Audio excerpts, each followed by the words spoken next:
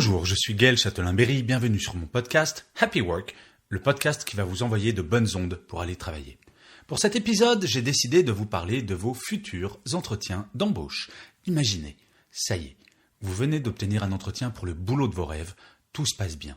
Vous arrivez à l'heure, vous êtes à votre top, vous avez mis vos plus beaux vêtements, votre expérience correspond en tout point à ce que l'entreprise recherche. L'entretien touche à sa fin, jusque-là, tout se passe à merveille. Vous vous dites que c'est dans la poche et là, patatras, votre interlocuteur ou votre interlocutrice vous regarde avec un sourire en coin et vous demande « Avez-vous des questions à me poser ?» L'horreur, ça se bouscule dans votre tête. Ne surtout pas demander quelque chose d'idiot ou totalement à côté de la plaque. En l'espace de quelques secondes qui vous semblent durer des heures, des dizaines de questions vous passent par la tête et aucune ne vous semble être à la hauteur de ce que vous souhaitez donner comme image. Et puis, bien obligé, vous répondez un coupable « non, merci, ça va. J'ai tout ce qu'il me faut comme information. » Tout en sachant que si ça se trouve, vous êtes en train de décevoir votre interlocuteur. Je ne sais pas pour vous, mais jusqu'à ce que je trouve la solution, cette question me gênait terriblement et je sentais souvent que mon interlocuteur s'ennuyait déjà rien qu'à l'énoncé de ma question qui était tellement bateau. À l'époque, je posais une question sans odeur ni saveur à propos de leur chiffre d'affaires ou de l'organisation, bref, le niveau zéro de l'intéressant. Et il y a quelques années, j'ai trouvé la solution, testée par moi et certaines de mes connaissances, et croyez-moi, c'est redoutable. Bon allez, je vais mettre fin au suspense, je vous la livre.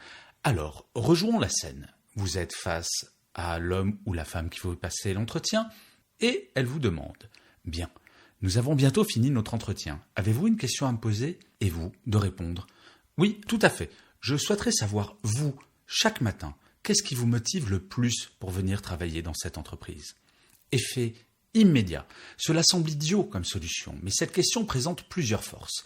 La première, généralement, la personne en face de vous sera surprise que l'on s'intéresse à lui ou à elle, mais surtout à son propre bien-être dans l'entreprise dans laquelle vous postulez. Dans le cadre d'un entretien de recrutement, il ne s'agit pas que de vous en tant qu'individu travaillant seul dans son coin. Poser cette question permet de montrer que vous vous intéressez aux autres, à ce qu'ils pensent, à la personne qu'ils sont. Or, l'esprit d'équipe devient un élément de plus en plus important dans les entreprises de nos jours. La seconde raison, si vous constatez que la personne est très hésitante, franchement, ce n'est pas le meilleur des signes pour intégrer la dite entreprise.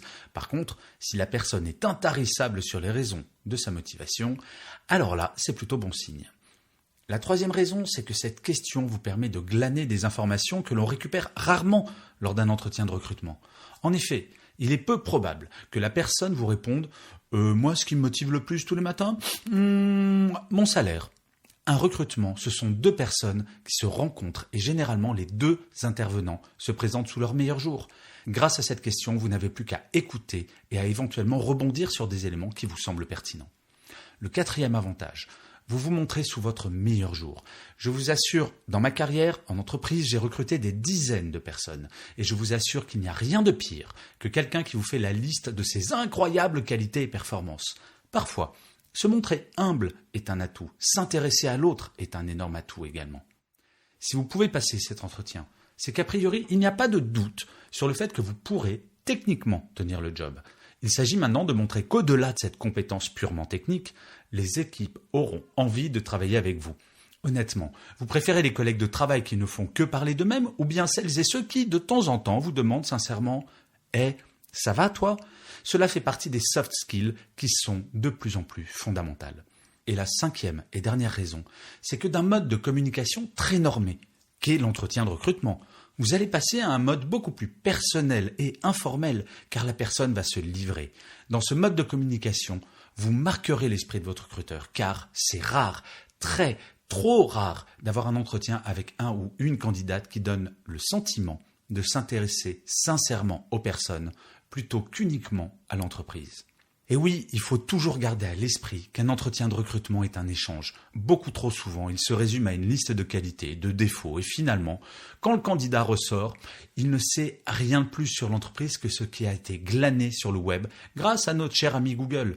Et à l'inverse, le recruteur ne connaît pas tellement plus la personnalité qu'il vient de rencontrer. Je n'irai pas jusqu'à dire qu'un entretien de recrutement, c'est un petit peu comme rencontrer un ou une inconnue dans une soirée, mais ce n'est pas si éloigné que cela.